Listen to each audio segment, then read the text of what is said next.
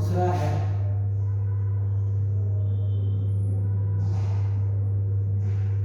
Passive transport, active and passive. Passive में, active में क्या होता है पहले समझ लो। एक्टिव में first energy in form of ATP is required. Energy in form of ATP is required हमेशा। क्यों? क्योंकि energy in form of ATP is required क्योंकि हमेशा जो ट्रांसपोर्ट होगा वो अगेंस्ट कंसंट्रेशन ग्रेडियंट होता है। जो ट्रांसपोर्ट होगा या एब्जॉर्प्शन होगा वो अगेंस्ट द कंसंट्रेशन ग्रेडियंट होगा। तो transport of and product of digestion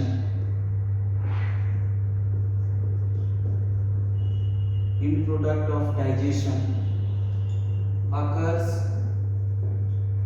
against concentration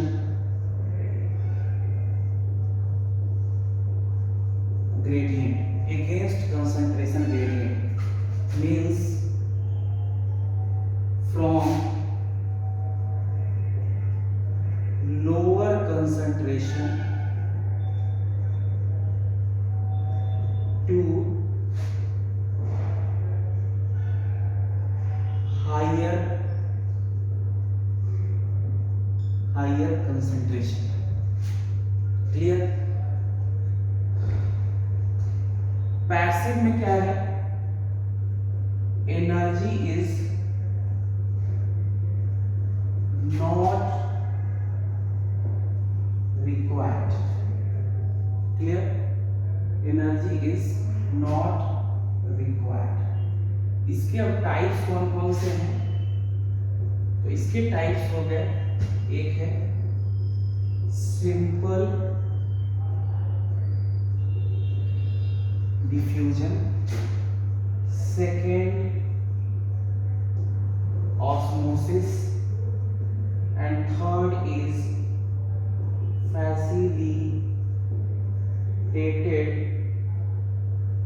facilitated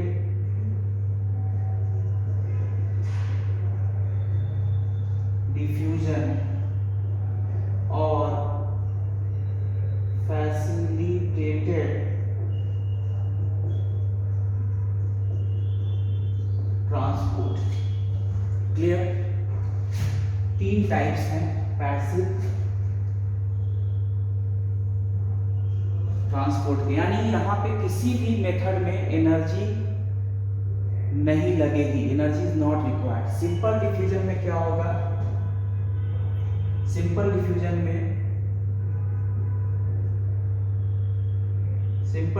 में होगा absorption occurs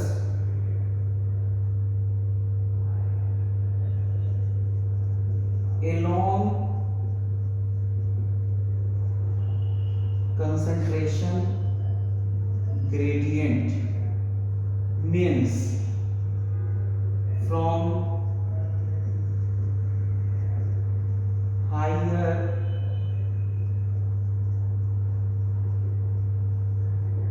concentration to lower concentration. समझ में आ गया? सिंपल डिफ्यूजन में क्या होगा? Absorption occur along the concentration gradient, मतलब हायर टू लोअर। तो हायर टू लोअर करा रहे हैं तो हमें एनर्जी क्या जरूरत है? वो अपना मूव करेगा। ठीक है, जहाँ हायर होगा उससे लोअर की तरफ सब्सटेंसेस मूव करेंगे। क्लियर? ये समझ में आ गया आपको? Osmosis special type of diffusion. Osmosis क्या है? ये भी एक टाइप ऑफ डिफ्यूजन ही है through a semi permeable membrane.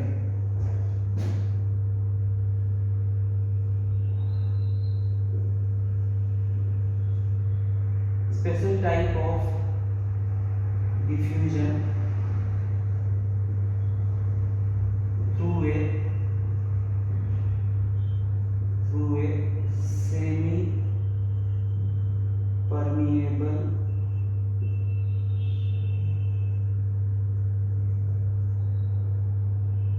करेंगे, यानी ऑस्मोसिस में भी हायर टू लोअर की तरफ मूवमेंट होगा, तो इसको बोलते हैं ऑस्मोसिस। फैसिलिटेटेड डिफ्यूजन क्या है? ए स्पेशल ए कैरियर प्रोटीन, ए कैरियर प्रोटीन और a carrier ion is required। मतलब ये भी एक स्पेशल टाइप है पैसिव डिफ्यूजन का, जिसमें एनर्जी तो नहीं चाहिए लेकिन हमेशा एक कैरियर प्रोटीन चाहिए और एक कैरियर आयन इज रिक्वायर्ड, ठीक है, वो साथ लेकर जाएगा। कैरियर प्रोटीन क्या होते हैं? तो carrier protein are basically transporter, these are transporter, जैसे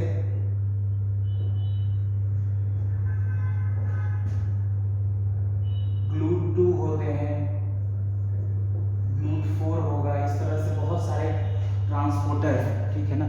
GLUT2, GLUT4 ये ग्लूकोज ट्रांसपोर्टर है, ठीक है ना, ये ग्लूकोज ट्रांसपोर्टर है इस तरह से। तो ये कैरियर प्रोटीन को ही बोलते हैं, कैरियर प्रोटीन इस प्रोटीन का बना है, इसे transporter. Example GLUT4, GLUT2, these are example of carrier protein or transporter। Clear?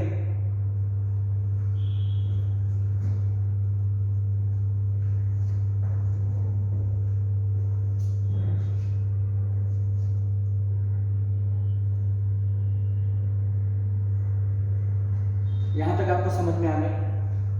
आप देखो अभी कौन कौन सी चीजें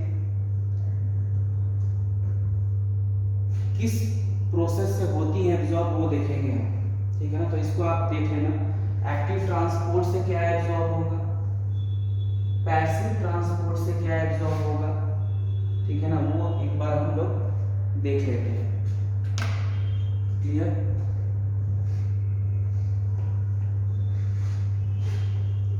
आप इसी के नीचे लिख सकते हो, मेरे पास जगह नहीं है तो आप इसी के नीचे लिख लेंगे।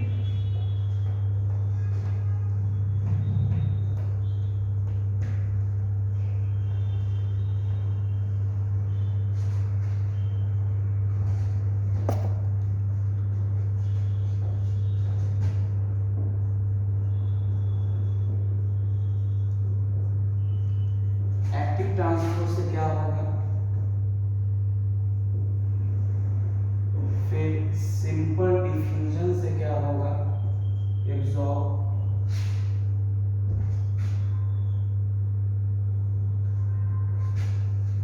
ऑस्मोसिस से क्या होगा, और फैसिलिटेटेड डिफ्यूजन या फैसिलिटेटेड ट्रांसपोर्ट से क्या होगा।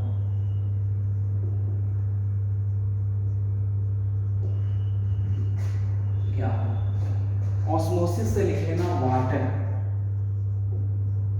वाटर, ठीक है। एक्टिव ट्रांसपोर्ट में एनर्जी लगती है और हम एनर्जी वहीं खर्च करते हैं जहां पे जो चीज़ हमारे लिए बहुत ज़रूरी हो। आप यहाँ पढ़ रहे हो क्योंकि आपको डॉक्टर बनना है, तो आप यहाँ पे पैसे दे रहे हैं, ठीक है। इंस्टीट्यूट हमें पैसा दे रहा है क्योंकि हम पढ़ा रहे हैं, तो पैसा या एनर्जी वहीं खर्च की जाती है जहाँ पे आपको उस चीज़ की बहुत ज़रूरत हो। अब एक्टिव ट्रांसपोर्ट से क्या क्या होगा, तो याद रखना जो भी हमारे लिए बहुत इंपॉर्टेंट है, जैसे ग्लूकोज, एमाइनो एसिड्स और सोडियम आयन, बहुत इंपॉर्टेंट है बच्चों हमारे लिए, तो ये एक्टिव ट्रांसपोर्ट से हो जाता है, ठीक है। एक्टिव ट्रांसपोर्ट से ये कैसे होता है देखो, तो एक यहाँ पे और कंफ्यूज नहीं होना, यहाँ पे एक ट्रांसपोर्टर भी है। क्या होता है, मान लो इस तरह से सेल है, इंट्रोसाइट मैंने ड्रॉ किया, और यहाँ पे सपोज करो इंट्रोसाइट्स है, और यहीं पे इस तरह से ब्लड कैपिलरी है, सपोज करो this cell is इंट्रोसाइट,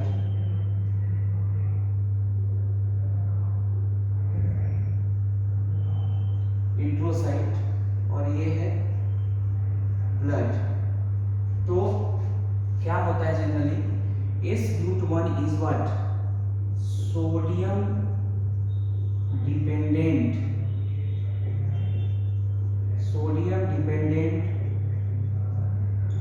glucose transporter. यहाँ आप एनर्जी तो दे देंगे आप इसको, लेकिन बिना सोडियम के ग्लूकोज नहीं एब्जॉर्ब होता।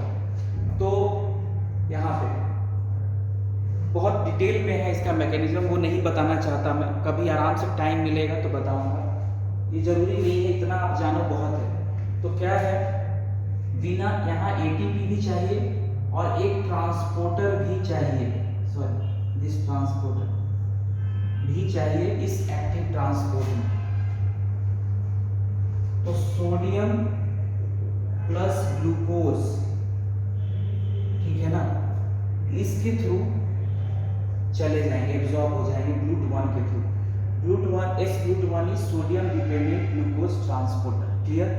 तो ग्लूकोज, एमाइनो एसिड और सोडियम का जो एब्जॉर्प्शन होगा, एमाइनो एसिड भी अपने आप ऐसे चले जाते हैं।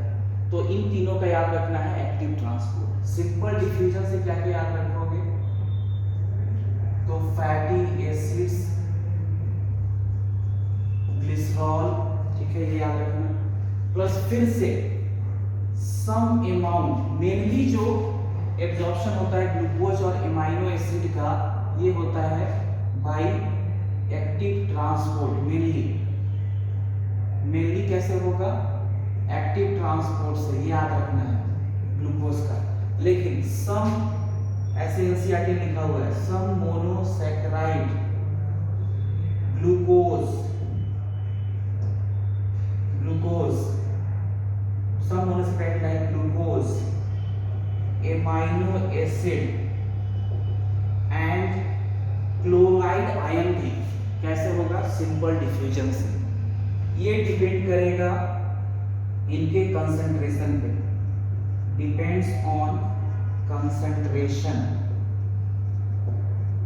अगर कंसंट्रेशन ज्यादा है तो थोड़ा सा, some depends on concentration of glucose and amino acid, depends on concentration of glucose and amino acids। अगर ज्यादा है तो थोड़ा सा ऐसे भी एब्जॉर्ब हो जाएगा, क्लियर। वाटर यहाँ पे, उसके बाद जो फैसिलिटेटेड ट्रांसपोर्ट है, यहाँ पे ट्रांसपोर्टर की जरूरत है। F for facilitated diffusion, F for fructose, ये याद रखना, फ्रक्टोज, ठीक है। फिर फ्रक्टोज, फिर यहां भी फिर कुछ amino acid, fructose amino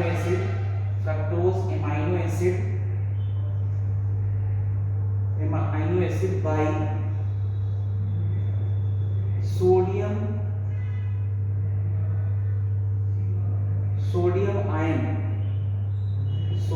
ion as carrier. तो सोडियम आयन के हेल्प से फ्रक्टोज और एमाइनो एसिड, क्योंकि फैसिलिटेटेड डिफ्यूजन में क्या है, या तो कैरियर आयन की जरूरत है या ट्रांसपोर्टर की। तो फ्रक्टोज, ये भी बहुत इंपॉर्टेंट है, फ्रक्टोज एंड एमाइनो एसिड, कुछ एमाइनो एसिड से, फ्रक्टोज सम एमाइनो एसिड किसके through, by sodium ion as carrier, ये भी एब्जॉर्ब होते हैं। फैसिलिटेटेड डिफ्यूजन एंड ट्रांसपोर्ट में आपको एनर्जी नहीं चाहिए, लेकिन एक कैरियर ट्रांसपोर्टर चाहिए या आपको आयन चाहिए जो कैरियर होगा। तो यहाँ पे सोडियम आयन इनका कैरियर बन जाता है, किसका, फ्रक्टोज का और सम एमाइनो एसिड का, ये याद रखना है, ठीक है। कुछ fructose independently bye transporter GLUT5, कुछ तो एमाइनो एसिड के साथ कुछ इंडिपेंडेंटली GLUT5 के थ्रू एब्जॉर्ब हो जाता है इंडिपेंडेंटली। क्लियर, अकेले से, ये याद रखना है। फिर यहां भी glucose plus amino acids, glucose amino acids, ये भी ग्लूकोज एमाइनो एसिड्स ये भी क्या होते हैं, ये भी एब्जॉर्ब होते हैं फैसिलिटेटेड डिफ्यूजन से। यानी कंफ्यूज नहीं होना, एनसीईआरटी 3 जगह लिखा हुआ है, अलग अलग लिखा, हमें कंफ्यूजन होती है। तो तीनों तरह से ग्लूकोज और एमाइनो एसिड तीनों तरह से एक्टिव ट्रांसपोर्ट, सिंपल डिफ्यूजन और फैसिलिटेटेड डिफ्यूजन तीनों तरह से एब्जॉर्ब होते हैं। क्लियर, तीनों तरह से एब्जॉर्ब होते हैं, याद रखना है। थोड़ा सा इससे होगा, क्यों, जब इनका कंसंट्रेशन ज़्यादा है तो हाइयर टू लोअर मूव करके एब्जॉर्ब हो जाएगा। फिर अगर ये ट्रांसपोर्टर इसको मिल गया तब एब्जॉर्प्शन हो जाएगा। सोडियम के साथ दोनों साथ साथ जाते हैं इस तरह से, ग्लूकोज भी और सोडियम आयन भी साथ साथ, इससे ग्लूकोज और सोडियम साथ साथ। फैसिलिटेटेड ट्रांसपोर्ट से भी ग्लूकोज का होता है प्लस एमाइनो एसिड का। यहाँ पे कुछ ट्रांसपोर्टर होते हैं, ठीक है ना, GLUT2 इस तरह के ट्रांसपोर्टर है, ग्लूकोज ट्रांसपोर्टर। तो इस तरह से सारा एब्जॉर्प्शन हो जाएगा इन सारे प्रोसेस से। क्लियर, 2 मिनट बस, इससे हो जाएगा क्लियर। तो इसको आप देख लेना, ये सारे प्रोसेस हैं, तो ये याद करना है बच्चों। क्लियर,